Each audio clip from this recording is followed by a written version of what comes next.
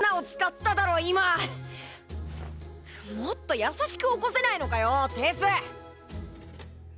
初めは優しく起こしたわよ。それで起きなかったのはそっちじゃない。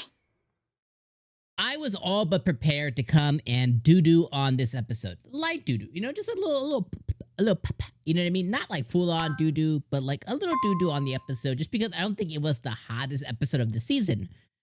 But we got a time skip, a 3-year substantial, that's a pretty substantial one. We got a substantial time skip at the end of the episode, a 3-year time skip, which is going to put Art and Tess at roughly like the 10, 11-year-old mark. I think he was like 7 before, maybe 6, maybe even younger. So he's probably in and around 10 years old, give or take a year. So we got a substantial time skip at the end, which I think really saved the episode. Because the reality, this was a little bit of a boring episode, but you know, I'm of two minds about it. On the one part, I understand the need for it to be a little bit boring because for the most part, you know, it does skip a little bit, but for the most part, it's pretty faithful.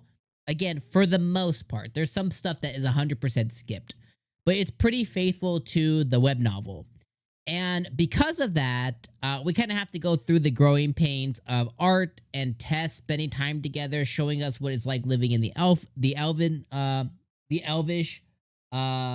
village or the empire, whatever you want to call it. You know, what it's like living there, his day-to-day life, the time he spends with Tess, them getting closer as characters, him getting ready to practice and train under Virion, what that's going to look like, his beast heart, all that stuff, right?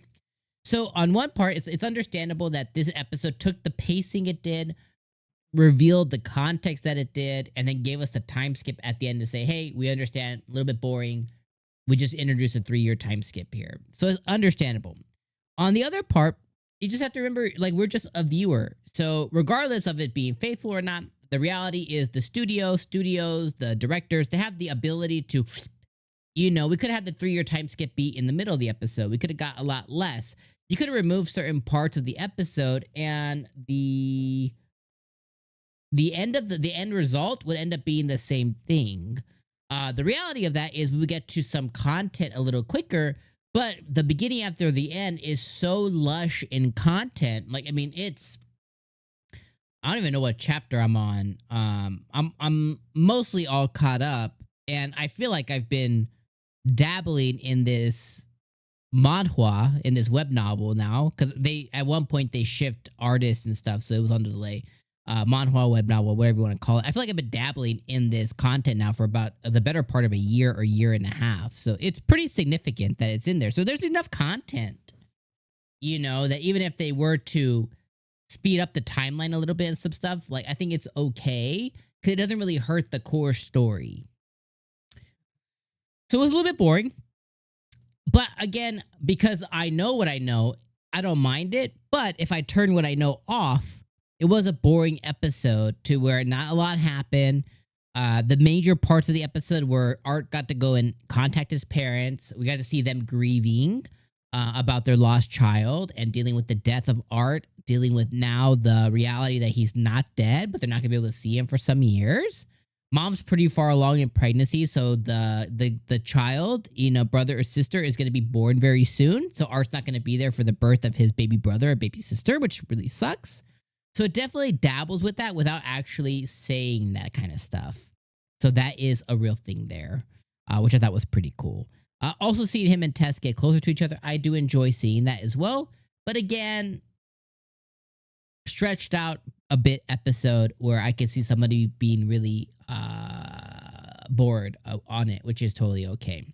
Again, I think the main portions of Virion took him on as a apprentice. He challenged, or somebody challenged him in the elf village. He embarrassed that person really quickly. We see him begin his training, and then we get a 3-year time skip. And the 3-year time skip really is the meat and potatoes. So now him and Tess are both aged up a little bit, which means that they'll have more feelings, you know, because before they were just kids, although Art is, older person stuck in a kid's body. But the reality is they were both kids, so now they grew up a little bit. So some kids, you know, some hormonal stuff can begin to happen between them as well, too. So, yeah. Anyways, beginning after end, episode 6, needed episode. Not that big a deal in context when you're watching the full 12 or 13 episodes, whatever the runtime is going to be this season.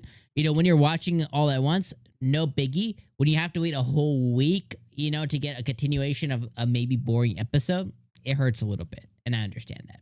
Regardless, I'll see you guys next week. 3-year time skip. We'll see what ends up happening next. Hopefully the beast training is over with Virion, and we'll see what the results are for art. All right, peace out.